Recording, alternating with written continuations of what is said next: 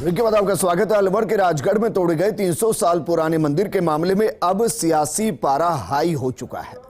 BJP के बाद अब कांग्रेस इस मामले पर फ्रंट फुट पर आ चुकी है। कांग्रेस ने बीजेपी को घेरना शुरू कर दिया। इसी कड़ी में कांग्रेस के राष्ट्रीय महासचिव भंवर जितेंद्र सिंह और सामाजिक न्याय मंत्री टीकाराम जूली समेत कई कांग्रेसी कार्यकर्ताओं ने मोर्चा संभाल लिया है। वहीं मंदिर तोड़े जाने के मामले को लेकर बीजेपी ने कमेटी गठित की, जिसमें सांसद सुमेधानंद ने सतीश पूनिया से फोन पर बात कर एफआईआर दर्ज कराने, अधिकारियों के खिलाफ कार्रवाई करने को लेकर सहमति मांगी है।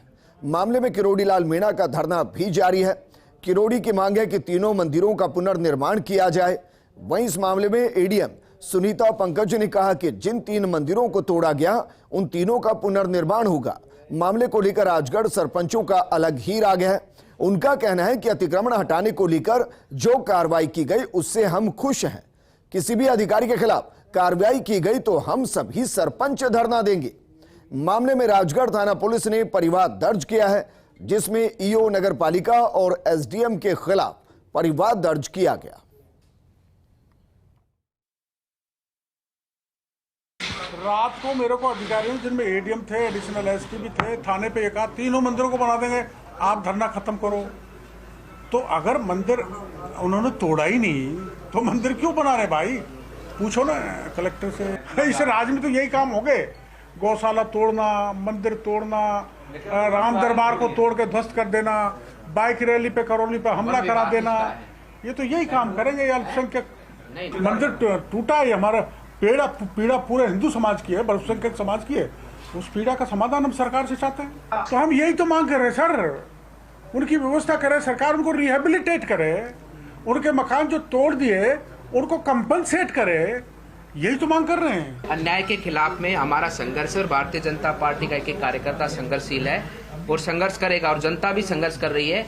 जिस प्रकार का अत्याचार, जिस प्रकार का राजस्थान के अंदर जो इस समय एक स्थिति बनती जा रही है, अपराध बढ़ते जा रहे हैं, आए दिन रेप की घटनाएं होती हैं, आए दिन यहाँ पर गो तस्करी के मामले बढ़ते जा रहे हैं, आए दिन यहाँ पर चोरी के मामले बढ़ते जा रहे हैं, डकैती के मामले बढ़ते हैं। पूरी राजस्थान की जनता त्रस्त है, लेकिन लोकतंत्र की व्यवस्था है, इसमें अब सरकार जो बनी है उस सरकार को हम गिरा तो सकते नहीं है। जब समय आएगा निश्चित रूप से सरकार को करारा जवाब भारतीय जनता पार्टी भी देगी और राजस्थान की जनता भी देगी। और इस बार इनके चुनाव में वो हर्ष करने वाले कि जो अब तक के इतिहास में कांग्रेस का इस राजस्थान में नहीं हुआ होगा। नंबर 4 मांगे हैं।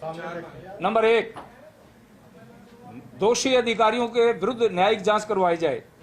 नंबर 2, दोषी अधिकारियों के खिलाफ एफआईआर दर्ज की जाए। अभी केवल उन्होंने रिपोर्ट तय की है, लिखी है, रपट रोजनामा नामचा किया है, एफआईआर नहीं हुई है, तो एफआईआर होनी चाहिए उनके खिलाफ। नंबर 3, जिन लोगों के पास लीगल डॉक्यूमेंट हैं, जिनके मकान तोड़े गए हैं, उनको मुआवजा दिया जाए, उनको जगह दी जाए और सम्मानपूर्वक उनको पुनर्स्थापित किया जाए। नंबर 4, जो मंदिर हैं, हमारे 300 साल पुराने मंदिर थे, उन मंदिरों को पुनर्निर्माण करवा करके, मूर्तियों को पुनर्स्थापित करवा करके, विधिवत पूजा पाठ करवा करके उनको प्रारंभ करवाया जाए। ये 4 मांगे हमारी हैं। तस्वीरें आपके सामने हैं। वहां पे पुजारी और वहां के अलवर के लोगों ने आपको बताया होगा किस तरह से मूर्तियों को खंडित करा गया, उनके ऊपर आरी चलाई गई और फिर नालियों में पड़ी हुई ये मूर्तियां मिली। ये सिर्फ संदेश है एक समुदाय को। कांग्रेस राजस्थान के अंदर बिल्कुल बौखला गई है। पूरे देश में से इनके पांव कहीं पे भी नहीं टिके। अभी हर जगह इनका सफाया हो रहा है और इसी कारण एकमात्र जो इनका वोट बैंक है उसको साधने की कोशिश हो रही है और बौखलाहट में गलत निर्णय ले रहे हैं। कि नगरपालिका किस स्तर पे बात है, नगरपालिका जहाँ चाहेगी, नगरपालिका की भूमि है, नगरपालिका जहाँ पे अपने स्तर से जहाँ भी आइडेंटिफाई करेगी अपनी ज़मीन को, जहाँ पे भी बनाना चाहती है वो नियमानुसार जो है मंदिर बना देगी। मैंने आपको बताया कि मांग का नहीं है, जहाँ पे भी निर्विवाद जो स्थल होगा, जो दैट इज़ वेरी इंपॉर्टेंट, कि जहाँ पे सर्वसम्मति से जहाँ पे बनेगा, निर्विवाद होना चाहिए वो स्थल, वहाँ पर ही जो है मंदिर जो है नगरपालिका के स्तर से। तो अलगदास जी से मैंने निवेदन किया है, संजय शर्मा जी से निवेदन किया है और हमारे डॉक्टर साहब से भी निवेदन किया कि कम से कम जो चेयरमैन है उसको ऊपर जो कार्रवाई होगी, न्यायिक कार्रवाई होगी वो तो होगी, लेकिन कम से कम भारतीय जनता पार्टी की सदस्यता से उसको 5 साल के निष्ठा से तो करिए। हमारा अगर कोई होता है तो उसको और निकासी हम कर देते। मैं तो ये निवेदन करूंगा, मैं आज अपने परिवार के बीच में हाजिर हूँ, मैं यहीं का रहने वाला हूँ और इस मामले के ऊपर आपसे भी कहना चाहूंगा कि ये ऐसा मौका नहीं है जब राजनीति हो। यहाँ कांग्रेस बीजेपी और इस तरह की राजनीति नहीं होनी चाहिए। जो गलत हुआ है उसके ऊपर कार्रवाई होनी चाहिए कि जो मर्जी जो करेगा। और खास तौर से मैं कहना चाहूंगा भारतीय जनता पार्टी के नेताओं से भी कि जरा पहले अपने गिरेबान के अंदर झांके और उसके बाद कांग्रेस पार्टी पे इल्जाम लगाएं। आपके बोर्ड ने एक बार नहीं, दो बार, पांच बार ये निर्णय लिया गया कि ये दुकानें तोड़ी जाए, ये मंदिर तोड़ा जाए। ये निर्णय आप लोगों का लिया हुआ है और ये निर्णय जो लिया है उसके खिलाफ कार्रवाई होनी चाहिए। हम भी चाहते हैं उसके खिलाफ कार्रवाई हो।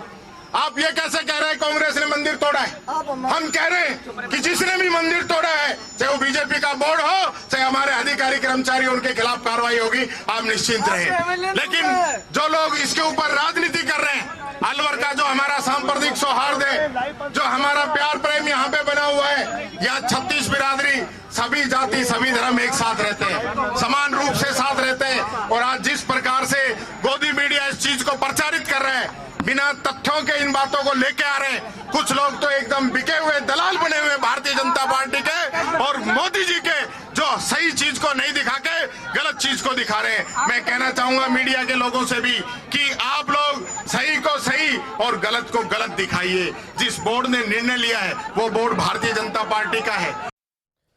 वहीं खाद्य एवं नागरिक आपूर्ति मंत्री प्रताप सिंह खाचरियावास ने जयपुर में प्रेस वार्ता कर बीजेपी पर ताबड़तोड़ हमले किए और कहा कि राजगढ़ में जो मंदिर तोड़ा गया है उसके लिए पूरे तरीके से बीजेपी जिम्मेदार है।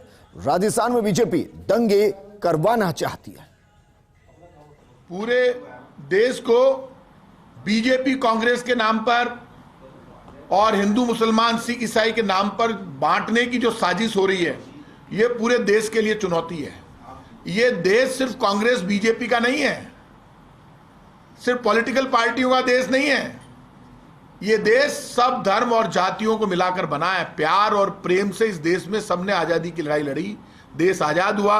कांग्रेस पार्टी भी सत्ता में रही, जनता पार्टी भी सत्ता में रही, बीजेपी भी सत्ता में रही। सब पॉलिटिकल पार्टियों ने मिलकर भी कई बार सरकारें बनाई, लेकिन इतनी नफरत पैदा करने के लिए कभी कोशिश नहीं हुई।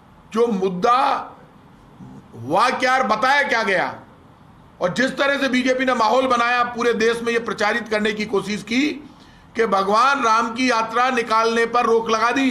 राजस्थान में भगवान राम की यात्रा रोकने की औकात हमारी नहीं है। हमसे 100 गुना बड़ी औकात ब्रह्मांड के मालिक भगवान राम की खुद की है। राजस्थान में सब जगह भगवान राम की यात्रा निकली। रामनवमी को कोई यात्रा रुकी नहीं, ना कोई रोक सकता था। शांति से यात्रा निकल गई, इसलिए पेट में दर्द हो गया, झूठा प्रचार किया गया। अब जब कल राजगढ़ का मामला सामने आया, 3, 4, 5 दिन पुराना, वो मंदिर तोड़ा भारतीय जनता पार्टी ने, लेकिन भारतीय जनता पार्टी का एक नेता हिम्मत जुटाकर सच बोलने के लिए तैयार नहीं हुआ। ये लोकतंत्र नहीं है। नेता वो होता है जो सच बोलने की ताकत रखता हो। मैंने पहली बार देखा राजस्थान बीजेपी के नेताओं का जमीर मर गया।